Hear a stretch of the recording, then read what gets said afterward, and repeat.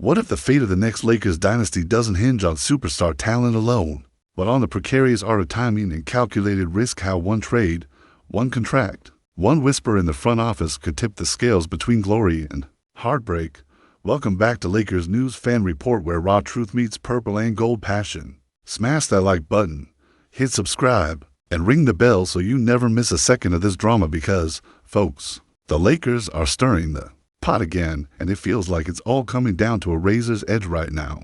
Just when we thought the roster moves might be settling following the signings of Marcus Smart and Chris Mann, waving goodbye to the likes of Jordan Goodwin, Jake Milton, Trey Gisson, and re-signing Christian Coco, there are fresh rumors swirling in the league's undercurrents that the Lakers might still be on the hunt for a critical piece, a 3-and-D backcourt stalwart to share the hardwood with Smart.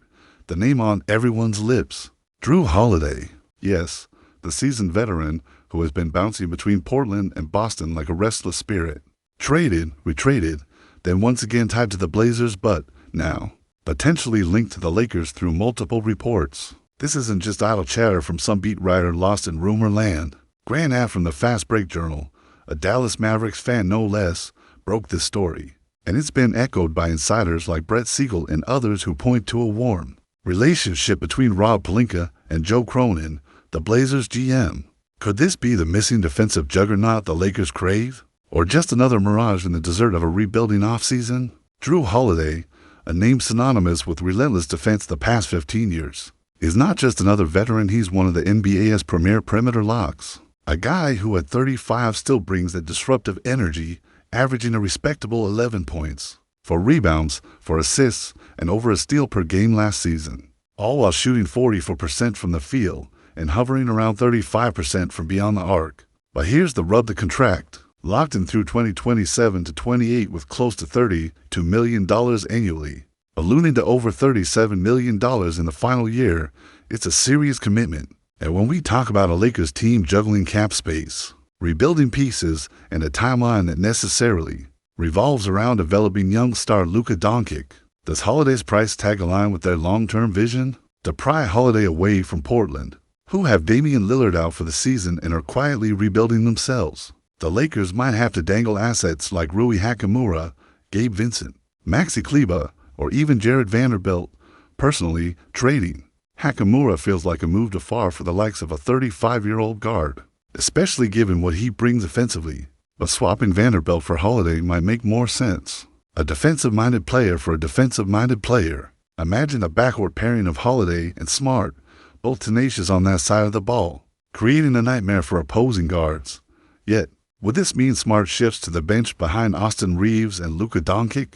That could disrupt the chemistry and the rookie's development trajectory. Or could Holiday's superior shooting at 37% career from three prompt a shakeup, maybe sliding him into the starting lineup with Doncic, Hachimura, LeBron, and Atan? The possibilities, while tantalizing, also present a Pandora's box of questions.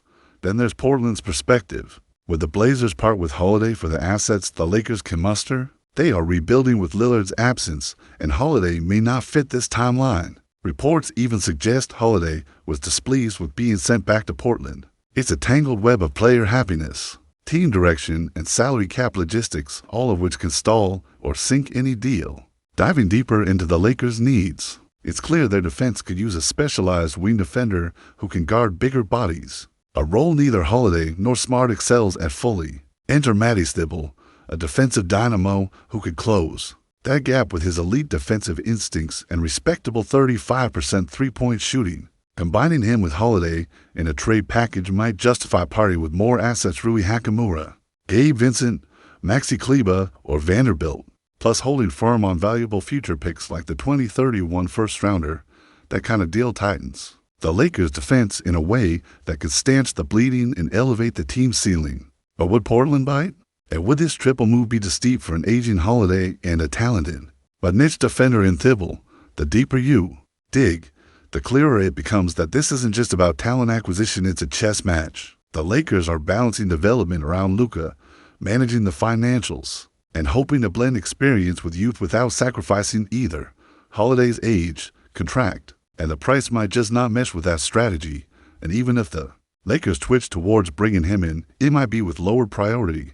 A backup plan rather than the centerpiece.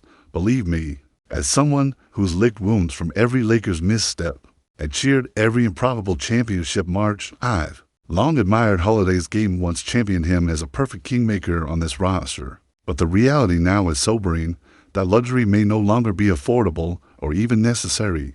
There are other trade targets more fitting the Lakers' emergent blueprint. So here we stand, with the Lakers' future hanging in the balance, watching the chessboard quietly reset. Are these whispers of Drew Holiday's arrival a harbinger of a calculated defensive upgrade that gels with Marcus Smart's grit, or just smoke to mask a grander, more complex strategy?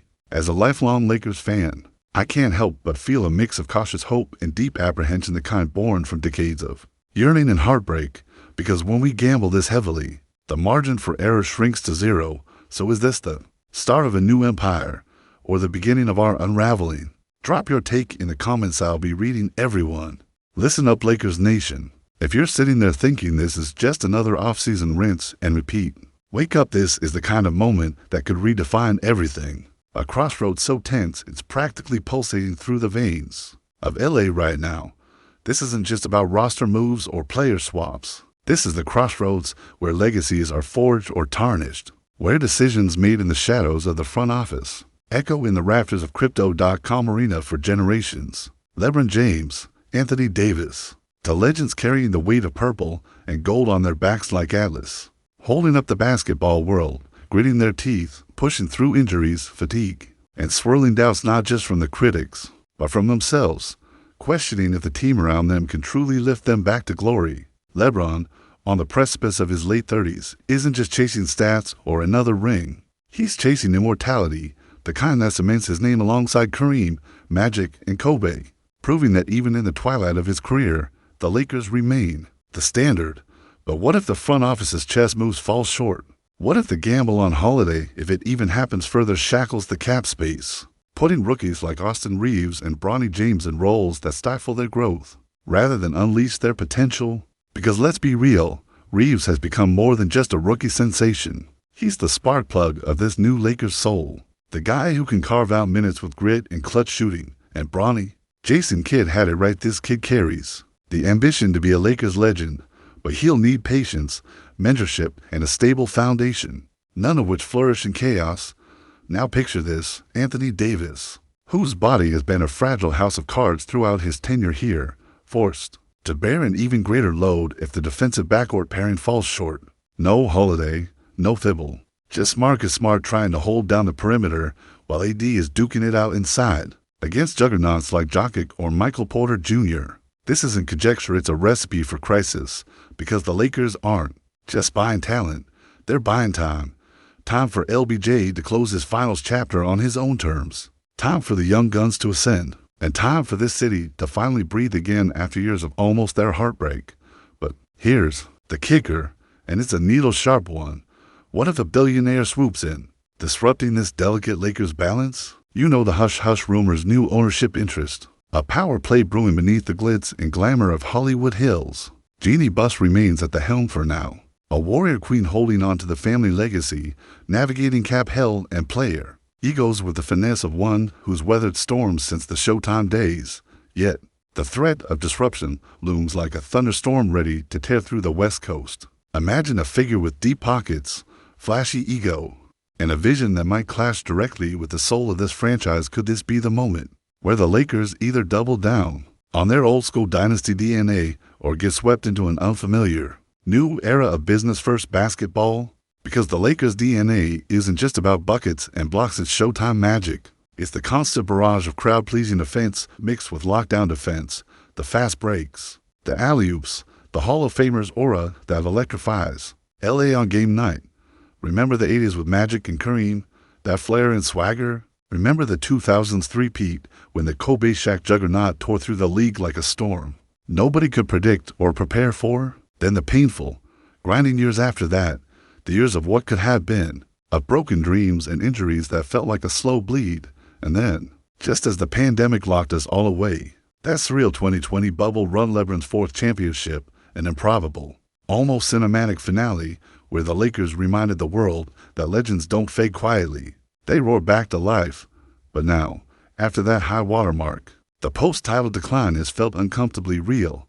No fluidity, no dominant defense, and a front office seemingly stuck in the slow lane. While the Western Conference transformed into a gladiator arena, Warriors reclaiming their throne, Nuggets evolving into a top-tier force with Jokic breaking every mold, Suns and Clippers sharpening their claws, all while the Lakers scramble to find stability in this free-for-all.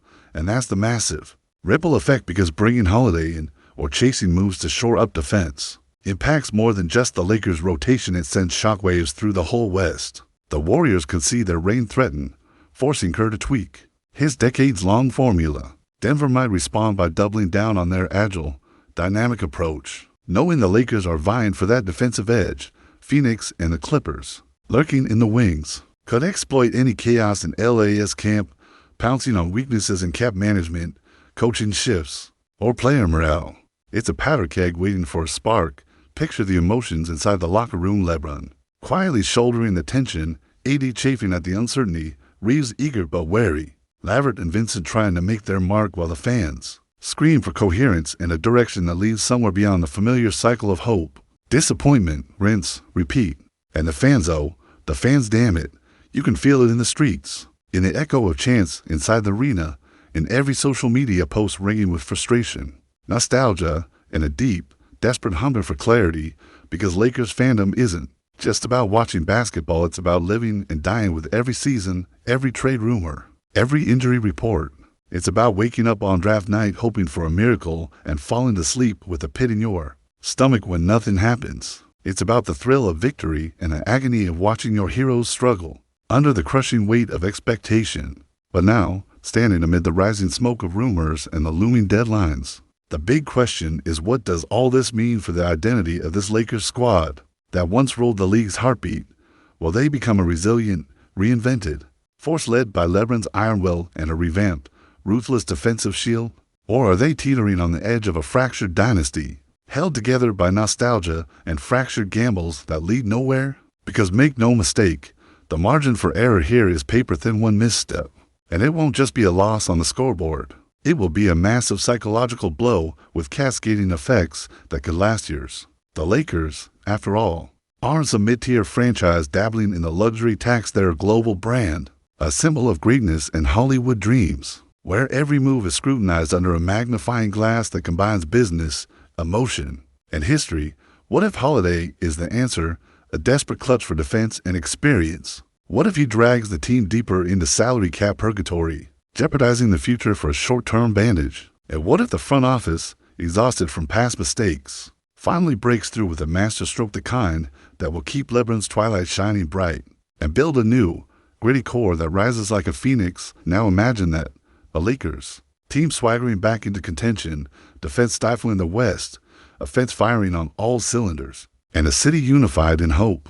But what if the gamble blazes out in flames, unraveling chemistry and forcing a painful rebuild that feels like deja vu all over again? As a Laker till the day I die, here's what I see coming: a relentless battle on multiple fronts, not just on the hardwood, but in the boardrooms, media, and hearts of fans, where every move matters, every rumor pulses with potential, and every second counts in the quest to rewrite Lakers history. Now, I want to hear it from you. Drop your raw take below. Every true believer in purple and gold, are we on the brink of a renaissance or staring down the barrel of another painful offseason? The clock's ticking, and this feels like the moment where the Lakers' true fate is decided.